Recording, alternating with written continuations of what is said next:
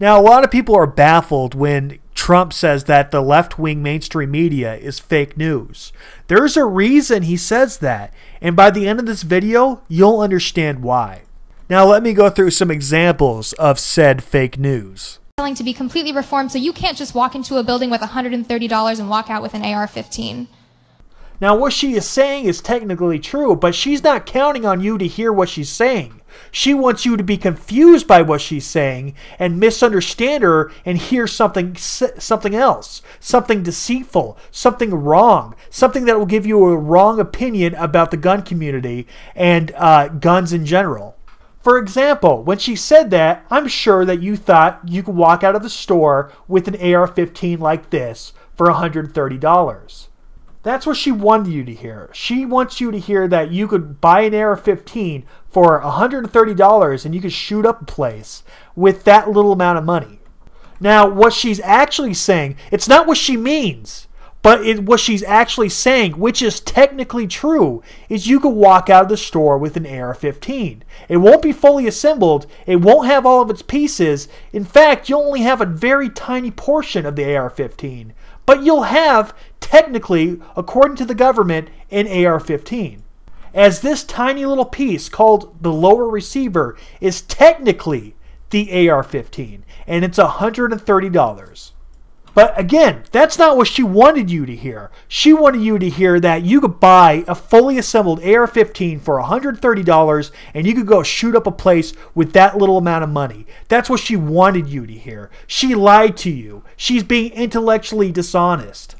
And did CNN correct her? No, the fake news CNN did not correct her. They just doubled down. Another high school shooting yesterday, this one in Florida. 17 dead, the last report I saw. And everybody sends their thoughts and prayers again because that works so well. This is the 18th high school shooting in America this year, and we have 10 and a half months to go. So they are claiming there's 18 school shootings in the first couple months of 2018. I looked at the data, and it came from Everytown, which is not a reliable source. Let's say you accidentally discharge your weapon in your home and you live on a street that runs through a school. That's a school shooting according to Everytown for gun safety. Matter of fact, if they just hear a gunshot near a school, according to them, that's a school shooting. One of the shootings was a guy committing suicide in the parking lot of a former school. It wasn't even a school anymore. That was a school shooting according to Everytown. Now, the definition of school shooting varies between a lot of people. But to a lot of people, a gun going off near a school is enough to be considered a school shooting. They may be technically correct that it is a school shooting, but that doesn't really mean anything. All they're doing is changing definitions to make something seem worse than it really is. But call me crazy, but a school shooting where there's no deaths isn't as bad as a school shooting where there is deaths.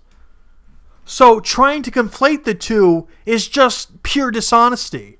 You're not being honest to the person, to the listener. You're trying to fool them into thinking that, oh yeah, a lot of people died when they didn't. It's dishonest. It's dishonesty. And you're not doing anybody favors by watering down the term school shooting. You're making it less impactful. Imagine you're at a school and your police officer that's watching the school has an accidental discharge on campus. Nobody dies. Nobody's injured, but it counts as a school shooting. Now imagine a parent that actually went through a real school shooting and lost their child. They're going to be furious that you watered down the term. What I'm saying here is that watering down the term school shooting to inflate the numbers only hurts the victims of school shootings. Now imagine the homes that share a street with the school. There's accidental discharges or suicides or self-defense cases where people defend their lives.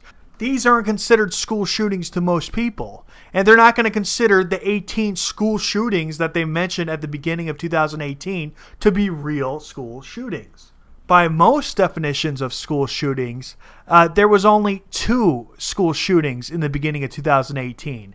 That's way different than 18 that he said, am I right? You gun grabbers aren't doing yourselves any favors by lying or by being intellectually dishonest. Now here's a popular one.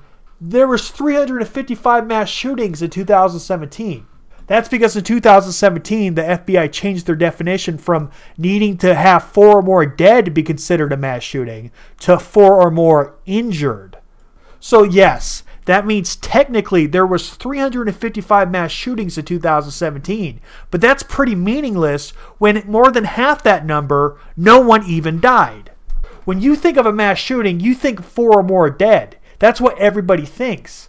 So they're lying to the people. They're being intellectually dishonest. They're purposefully being vague. That way the person listening hears something worse than what they're actually saying.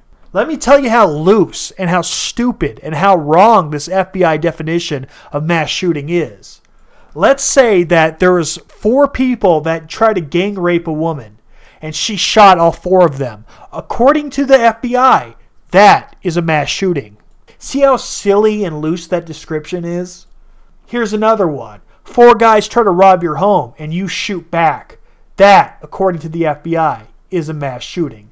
I'm sorry, but if you start including accidental discharges as mass shootings, or suicides as mass shootings, or self-defense cases as mass shootings, you start to muddy the waters. You start to muddy the term mass shooting, and you make it pretty meaningless, which isn't fair to the people that actually been through real mass shootings. They're trying to hurt us, the right-wingers who want guns, but who they're really hurting is the victims of these shootings.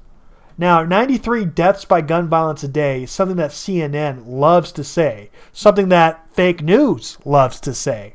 Now, how is this intellectually dishonest? It's because 93 deaths by gun violence makes you think murder. That's what they want you to think. But it doesn't mean murder. They don't mean there's 93 gun murders a day. They mean there's 93 deaths by guns a day. What they don't tell you is that this quote-unquote gun violence includes self-defense killings.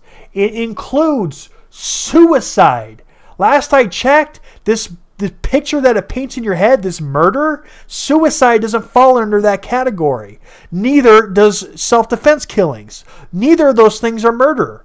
But they would love you to think that there's 93 gun murders a day because they want to inflate the numbers. You see, what they're saying and the picture they're painting in your head are 2 different things. They're purposefully painting a false picture in your head while being technically correct.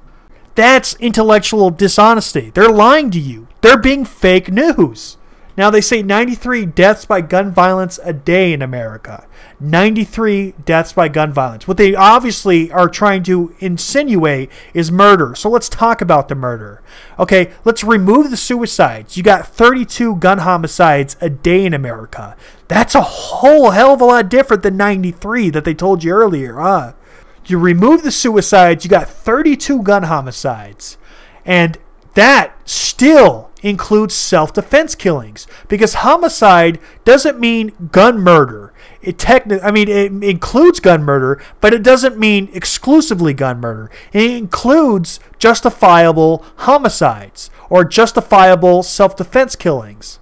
Throwing self-defense killings and murder together is dishonest.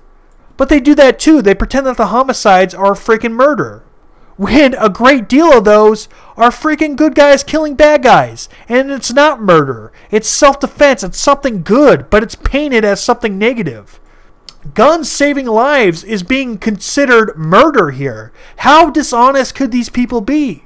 Now, here's a fun fact about guns. There's 300,000 violent crimes with guns every single year in America. That sounds like a lot until you consider that there's 700,000 to 3 million violent crimes prevented with firearms every year in America. That means guns save way more lives than they are used in crime. But you'll never hear the mainstream media say that. You'll also never hear the mainstream media tell you that 1997 was in the middle of the assault weapons ban, which banned AK-47s, AR-15s, 30-round magazines, and up. Now, since we brought back the AR-15, AK-47s, a 30-round magazine, since we brought those things back into the marketplace for civilians to own, the crime rate dropped 51%. Also, rifles don't kill as much as you think. They kill less than knives. Alright guys, I'll catch you on the next episode. Oh, by the way, I'm being highly censored on YouTube, so check out my 3 channels. Links in the description box. Subscribe to all of them.